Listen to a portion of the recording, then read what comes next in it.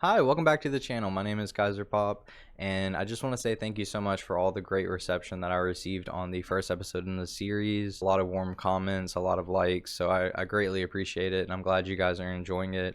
I'm enjoying making it, so I'm probably going to continue to try my best to do this for the rest of the season. It is a little hard juggling a full-time job on top of, recording, editing. Taking notes alone is like 3 hours of my time. You wouldn't expect it with the quality of video that you're receiving, but hey, that's the charm of the Gyserpop channel. Welcome in if you're new. So there's really not much else to say. We should probably just hop right into it. This is episode 2. Greetings, queenlings. Greetings, queenlings. It's hard to say, but pretty much they're going to be doing PSAs for aliens who are not accustomed to human lifestyle. This is an acting challenge. Anyway, I'm getting ahead of myself. Ugh. So at the top of the episode, we see that the golden beaver is sitting on the couch, which means that the golden beaver is back into play. So pretty much, if you're not accustomed to Canada's Drag Race, the golden beaver is basically a get out of the bottom 2 card that they give to the winner of the episode, so they can choose who out of the bottom 3 can be saved and like stay for the next week. That's pretty much it. It's very self-explanatory, and we'll see later on in the episode what it actually means. So since the series premiere was so stacked, I kind of had a lot to say and a lot to do with the whole episode itself, but there's really not much to say for this episode other than the runways and a little bit of the PSAs. I can't really dog people on their acting ability. I mean, half of acting is the script, I feel like. Well, damn, no, they made the script. They made the PSAs themselves. Yikes. Anyway, I was pretty much saying that I really don't have a lot of notes leading into it. I'm trying to find a balance of like not going through every single part of the episode and only stuff that's important. In the workroom, there was a lot of important things that were talked about, like the life expectancy of trans women of color being still around 30, which is a scary statistic, really. And the fact that we're shining light on issues such as that makes me hopeful for the future. Here in America, things are not going that great politically, but all we can really do is protest and try our best to keep our heads low and keep ourselves safe. I really don't have it written in my notes, but there also is a beautiful point later on with Xana. And it did make me feel a little bad about dogging on her so much, because like clearly she is battling something and she doesn't really know how to help like work on those feelings without lashing out towards others. And it's TV, it's all TV. These aren't like, this isn't reality, like they're in a pressure cooker, so of course she's going to play it up for the camera and blah blah blah. But anyway, I was saying that there was a beautiful moment between Jaylene Time, Xana, and I feel like there was somebody else. Anyway, there was a meeting of souls, really, with the indigenous people on the cast, and there's really nothing that I can add to that. I thought the first episode was discombobulated. This is going to be rough. I watched the episode like 2 days ago. I have notes and everything, but like, oh, it wasn't 2 days ago. It was literally yesterday. Did I watch it yesterday? I don't know. I have worked, and working just clears my mind of everything pretty much.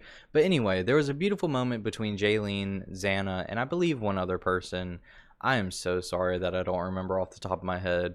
But pretty much it was just talking about being indigenous in today's time, and the 60 scoop survivors being able to not relate too much to their culture due to the fact of whitewashing of cultures and everything, not really learning about your culture until you become an adult and things like that.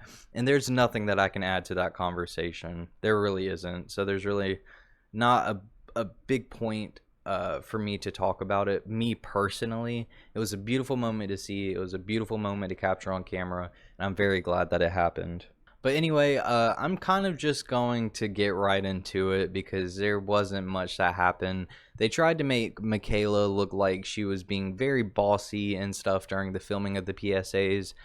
But hey, like, somebody's got to speak up. I mean, every season of Drag Race, there's always the storyline of like, well, we as a team didn't work that great together because X, Y, and Z, because, she didn't really open her mouth. She didn't really add a lot to the conversation. So Michaela was like, we're not going to have any of that, okay? I'm going to tell you what you need to do. I'm going to tell you how you need to fix what you need to fix, and we're going to do the damn thing. And that's exactly what she did. And I'm glad that they didn't really lean into that story point of like bossy Michaela, because she was just helping. Damn. Anyway, I'm really getting ahead of myself. Pretty much they split into teams. The bottom three of last week decided to pick through and pick one by one out of the cast of girls who they wanted to be on their team. Michaela ended up being last, which did kind of give her that feeling of being in middle school once again and being picked last and all that kind of stuff. But luckily, Jaylene and other people in the room were able to help her work through those emotions. So we all stumble, and I'm glad that she was able to understand her feelings and get over it pretty quickly. Also, it was pretty interesting during the filming of the PSAs. They had the girls sitting on the sidelines, which is something I personally don't remember them doing in recent seasons, and it was very interesting to see their reactions and stuff to the filming happen in real time. So that was pretty cool. Like I said, I have notes, but I don't really remember, like, I didn't. There's a lot of notes. I have a lot of notes, but I don't remember the points of the episode when I wrote it. This was at the beginning of the episode. I said that Perla is really showing out this episode for real. Hated on her last week for what? And I did. I didn't mean to hate on her so hard. Matter of fact, somebody did comment and tell me that the look that she was referencing was an Alexander McQueen 1999 Spring Summer Collections look, and I'll put it somewhere on the screen right here. And with that reference in mind, it does make a lot more sense. That just shows my ignorance towards some of the fashion runways. And I am begging you guys, call me out. If I ever talk bad about somebody's outfit on the runway, please call me out and be like, well, here's a reference. Here's why it worked. Here's why it didn't. Because I am just as ignorant when it comes to all of this stuff as anybody else. I am no different from Farmer Joe down at the farmer's market trying to peddle off his cantaloupes to you. No, Joe, I don't want any more cantaloupes. But yeah, huge thank you to that commenter. I do see it now. I understand it a lot better. I don't know if I like it more because of knowing the reference. It makes sense a lot more. I don't like the face kini. I don't know what it is. If you had kept the lace bodysuit, maybe not had the face kini, then I would have liked it more. It was just something about the fact that it was the very first runway and you're coming out in a face kini. I don't know, like, I want to see your face, I want to see your makeup ability. But that's just my own personal taste. That's not God's word. But yeah, I mean, I'm probably going to go back and edit this and be like, damn it, why didn't I talk about X, Y, and Z? And that's just something that maybe editing Justin will have to deal with. But for right now, let's go ahead and get to the runways. The runway category this time is time and place. Basically, you're referencing a specific time and place. Well, what now? I don't know why I tried to sit there and explain it. You'll understand it as we get into the runways. Caravana? Why am I having trouble say that? Sorry. So first up, we have Michaela Couture. She's coming out with Caravana Carnival in Toronto. This look is insane. It is huge. The silhouette is amazing. There's a huge feathered back piece. There's yellow, blues, and pinks that all work together in tandem amazingly. It's a stoned swimsuit-esque piece. This is a little bit of a nitpick. Actually, it's a huge nitpick because the outfit was amazing.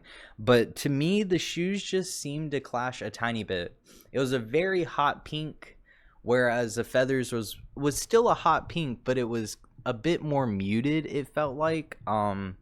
But that, once again, hey, I didn't even catch the Perla dress reference. So like, what the do I know about fashion? Altogether, very good runway. It looked amazing on her, and she sold it well, of course. Like, and next up we have Tiffany. So Tiffany and Co. I need to stop sleeping on Tiffany for real. Like, I have talked really bad about Tiffany. Literally last episode when I was giving ratings for everybody's performance and Go Off Queen, I failed to even give her a a number. I literally just said poor Tiffany. Poor Justin, because holy this was a huge step up. She is going for 2825 to 2520 BC ancient Vietnam. And this look is insane. The hair is stunning. There's multiple layers to it. The hair piece is beautiful. She's padded amazingly for her body. It looks very, very good. The gold arm fabric is a great accent color for the deep blue green of the gown itself. The golden nails, I don't even know what you'll call that. Like the cone nails look so good. It extends her hand. It is just drag. It is full on drag, and it looks so good. It's all around amazing. So Jaylene chose 1950s Treaty 4 powwow, and honestly, like, this look is so incredibly ethereal. Like, genuinely, I am blessed to be able to see her grace my television screen. There's so many details. Like, I feel like somebody else would see that look and just be like, Jesus Christ, she's coming out in that. Yes, she is coming out in that, and she deserves to be able to. She deserves to be able to show that side of her, and it's insane. It is beautiful. There's so many details in it. There's beading in the fringe to have catches of light in it. The designs of the jewelry itself is intricate, is beautiful. It's just an amazing look all around. This is amazing. So next up we have the Virgo Queen. She chose the Romantic era Africa, and the way that Virgo explains it is kind of a reclaimment of those who took from her ancestors, and it was done extremely well. It was a Romantic era European dress that was done in African colors and prints, and it was beautiful. It looked so good. The hairpiece was stunning. She came out with like a bundle of cotton to really like hammer home the idea of what she was doing. It was very well made. It was a very good look altogether for Virgo. So next up we have Helena. I don't have socks on, so I can't cross my legs. I'm not giving you guys foot content for free. So next up we have Helena, who did the 50s Hell. And I just don't react to this look. I don't know. I get the reference. I looked up the reference. She's referencing Tracy Lord's performance in the John Waters film Crybaby. And I'll put a picture here. She looks almost exactly like her, which kind of feels weird. It's a bit strange, it feels like. It is so incredibly hot in this room. I don't know why. I feel like I'll be coming off a little intentionally dense, but the green doesn't read demon to me, really. It reads more goblin. It reads more, I don't know, orc even. Like a bit Dungeons and Dragons-esque. I'm sorry. I don't know. I didn't really react to this look. The makeup was good. In the notes, it says, more alien or even goblin, but who am I? Make joke about being an iPad kid. What am I talking about? What the fuck? Oh, wow. I even said just not a whole lot of look there. Looks like a baby queen's birth on Halloween night. Jesus Christ, Justin. What was I on when I was watching the episode? Well, I guess that's out there now. But yeah, personally for me, I don't react much to this look, and I feel like there will be people who also agree with this. Okay, so we have Perla up next, who chose 1888 London, and once again, like, I'm eating my words. Like, this is my plate. I'm putting it in the other hand. I'm eating my words, because, like, holy fuck, this look is so good. It's another huge step up. She served it so well, and you can even, like, see the change in confidence in her on the runway. Almost, it's really good. There's a lot of great detailing. Of course, the blood dripping, the stone blood dripping down, that was really good. The dirtiness of the jabot was really good. The asymmetrical cut of the outfit looked really good. It didn't make it seem like so shapy, so boxy. And like even the sculpted stone part of the wig looked great. And I'm very tired of seeing sculpted stone wigs, but like it worked very well for her. She served it really well. She felt confident in it, and honestly, like, hell yeah. You know what? Hell yeah. So Minnie Wang walks out, and she's referencing Juicebox, who was on season 1, episode 1 of Canada's Drag Race. Spoiler alert, she went home. She was the pork chop of the season. Um, and she looks good. I mean, not a whole lot to say really. It was executed well. It was a good idea, I guess.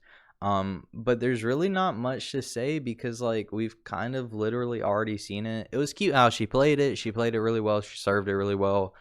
The wings were full, they were beautiful. The stone tights looked incredible. The hair was big. The look itself was really good. But the fact that you're referencing something that has already happened on the show, it kind of feels like it's taking away from the current episode. I don't know. Maybe I am just looking at this like way too thoroughly. I don't know, but that's personally just how I feel. So Xana chose 2525 Canada, I guess, because I didn't put the location. Oops. The metal part of the outfit itself looked good. Of course, like I feel like everybody also will feel this way, but when you see that puffed jacket type material, all I can really think is Michelin Man. And because it was just that one purple color, that lilac all the way down, there was some blue that like wrapped around the chest piece, and it looked good, but it was just so much of one color. I personally didn't like the sculpted part on the neck. Didn't look that great to me. But yeah, personally, like, didn't react all too much to this. But yeah, I mean, it's well made. Like, it at least wasn't falling off of her. After that, we have Sangina, who chose the 1950s brothel era Amsterdam red light district. I said that all in one go. Be proud of me. Be proud of me, please. Personally, I feel like this look is very minimalistic, even for like being a sex worker. And I think it more has to do with the accessories and what was chosen to wear around it versus just the outfit itself.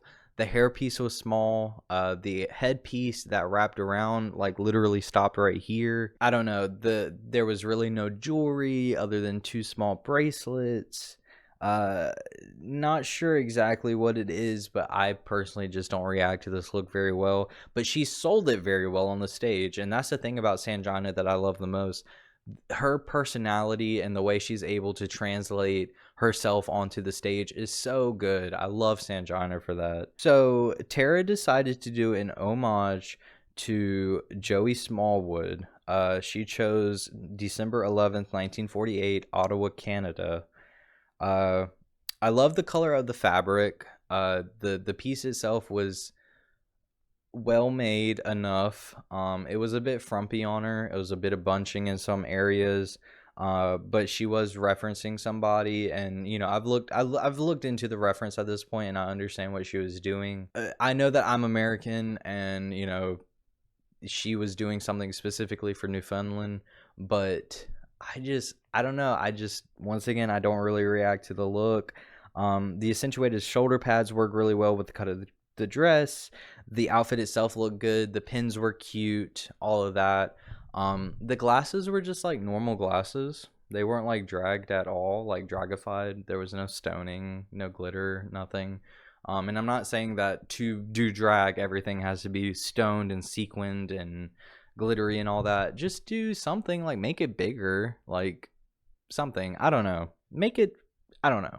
Hey, like I said multiple times, last episode and this episode, I'm not a drag artist. I'm not out there doing the damn thing, so what the fuck do I know? But this is just how I personally feel. It's okay.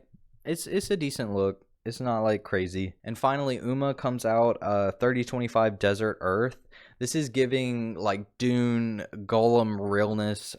She is a very conceptual look for Uma, and that's what I've been excited to see all this season. The makeup work looks really good.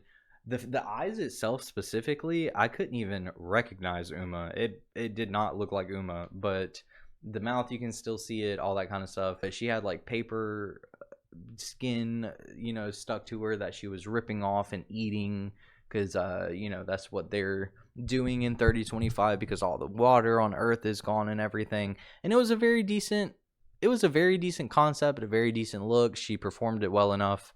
But for some reason, I don't know if it's because I just got off of watching Dragula. Like, literally today, I watched the season finale for Dragula. And congratulations to the winner. I'm not going to talk about it here. But it was very interesting to see. And it was a really good idea for Uma. And I'm glad that she's doing those conceptual looks that I was excited to see. So I have hardly no talking points about the PSAs themselves, because personally, I did not find them very funny. When you're given like, hey, make a PSA for an alien, like, I don't know, it kind of feels like sabotage. Like, it kind of feels like, how do you expect them to make something funny out of this in the first place? But I don't know, maybe I needed to be like high when I was watching it or something, but I personally did not find it funny. So I will literally just read the notes that I have. This was like as I was watching it. Number one, I think this was Xana's team. I said, kept the mess up in, lol. Bit discombobulated, no jokes that really landed. For the second one, United Colors of Any Hole is a Goal, LMFAO. Church music playing in the background is so funny. Repeated the joke about lesbians twice. So, Michaela's team did sexuality, and that's the one that I was talking about, the repeating the joke about lesbians. Pretty much like, Virgo Queen was like, we're gonna cut to two lesbians who, and she said the joke of like, met on a Monday, got married on a Tuesday, and then they get to the scene itself to play out the scene, and they're like, I know we just met on a Monday, but let's get married on a Tuesday or whatever. And it was like, you literally like repeated the joke back to back. And we have lesbian, which is meeting on a Monday and getting married on a Tuesday. Hey, I know we just met on Monday, but it's not Tuesday. Do you want to move in? Let's get married, baby. I don't know, it just didn't land. Are y'all giving these girls enough time? Give them a little bit more time to work this shit out, because I feel like if you weren't rushing the fuck out of them, they would actually come up with like decent material. So the third team did a PSA about manners. This was Perla, Helena, and Minnie Wang who did the manners PSA, and this one felt so much more closer to what they expected the challenge to be. Like, it was funny. They had characters. They were like pilled out housewives. Greetings, space neighbor, and welcome to our planet. My name is Perla. I'm Helena. And I'm Minnie. And we're here to teach you all about Manners. God, guys, I am so sorry. I really don't feel like going into it. I don't. I greatly apologize for the fact that like I didn't take the best notes. We're all learning right now. I'm learning how to cover things as they come out and have the talking points that I want to talk about, because I really can't sit here and talk about an hour-long episode without it taking like literally days to put these videos out. I want to talk about what I want to talk about, which is mainly just the runways, the challenge itself, and the lip syncs. So, hey, I'm sorry if you're looking for like me to talk about the workroom stuff and all that kind of stuff, but it would take me forever to get these videos out if I had to make every talking point, because I'm already a perfectionist. I want to make sure that everything that I'm saying is perfect every time, and I'm trying to work on that. But anyway, those were the PSAs. Perla's team ended up winning because of the fact that it was more in line of what they were looking for, and Perla herself actually got the win. So like, once again, here's me eating the words. Let me ask the audience, is the plate clear? Yeah, I've ate my fucking words. So good job, Perla. I'm very happy. I'm very proud for you, because like, holy you really did that. Also, like, this is what I mean about like, I want to make small talking points about the things that I want to. In the confessional, Xana literally admitted like, I'm going to manipulate Perla. I'm gonna say what I need to manipulate her to give me the fucking beaver. And it worked. She gave her the damn beaver. Make that bitch lip sync. I want to see Xana lip sync. And then, like, on the stage when she was like, okay, I'm gonna give it to Xana, she just fucking dabs. Like, yeah, I mean, people deal with, like, excitement and stuff in different ways. I'm not her. I wasn't there for it. But, like, come on. Like, be grateful. Don't fucking dab and be like, anyway, I'm going. I don't know. I am on this weird Xana hate train, and I will get off of it. I will deport the station as soon as she gives me a reason to. Like, sorry. Like, literally, like, looking behind my back to see if she's watching.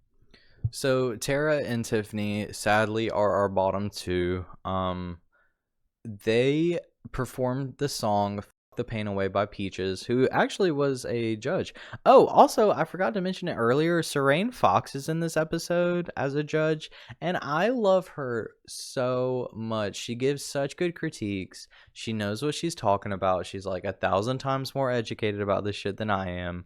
And I love seeing her. And I know she pretty much already is a rotating judge, but like, put her on the panel. Like, please. I really like hearing what she has to say.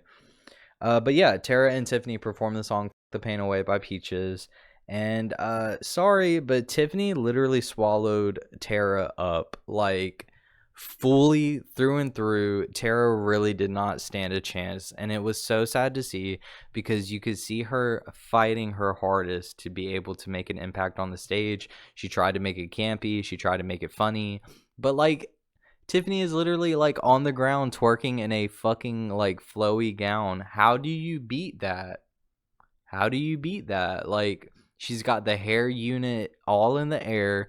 Her gown is working so well in tandem with her. She is literally like eating Tara the fuck up. And sorry, Tara, but like, this is how the game goes. Like, I really wanted to see more of you. I wanted to see what you could bring to the table, but Tiffany ate you up, girl. And that's what I mean earlier about, like, I need to stop being so harsh and critical on these girls, because like, literally last week I was saying poor Tiffany, poor Justin for being so fucking stupid and not having any foresight, because holy bitch. So yeah, that was episode 2 of Canada's Drag Race. There really wasn't much to say because, one, I wasn't prepared. Sorry guys, I needed to record and this was the one night I was able to record. Oopsie, I will get better about it. I promise. I'm sorry. Please stick with me. I'm learning how to do all this like in real time. So this is, it's a lot for me. I hope you guys will cut me a little slack because I am learning this new format like in real time, because I know you guys are enjoying it. I'm enjoying doing it, and I will get better. I promise. But yeah, that's episode 2 of Canada's Drag Race. It's very sad to see Tara go, and honestly, like, Perla, like, get your life, because you have done scooped me up and you have gathered my ass.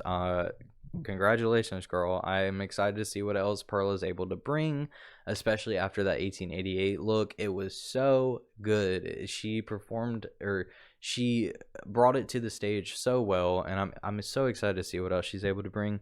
Also, Shay is the judge in the next episode. That is so cool. I'm so excited to see Shay again.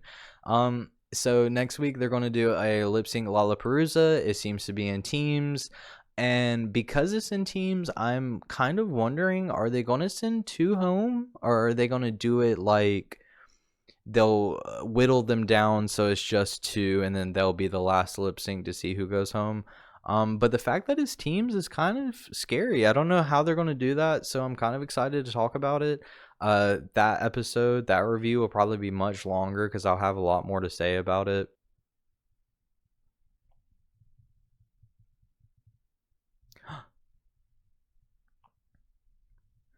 I think the alley cat's here.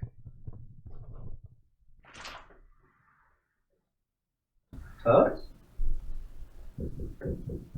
Oh. Hi, you're not Tux. Hey, I don't know who you are. Well, you are very friendly. You can't come in. I'm sorry.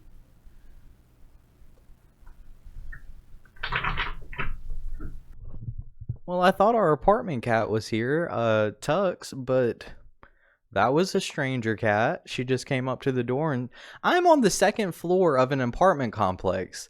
How is a cat? It's like 20 degrees outside. It was just a beautiful black long-haired cat, and she was just at the door meowing. And I gave her a few rubs, and she wanted to come inside, but like, I'm sorry, Queen. The last stray cat that I let into my house was very, very judgy of my place. I let her in, and she was pretty much like, "Oh wow, this is how you live, okay." And then she just like just chilled in here for 30 minutes, and then sat by the door and started meowing and wanted to go home. Like, okay, sorry. Anyway, thank you guys so much for watching. I hope you enjoyed. Please let me know down below what else you'd like to see from me. Let me know your thoughts about the episode itself.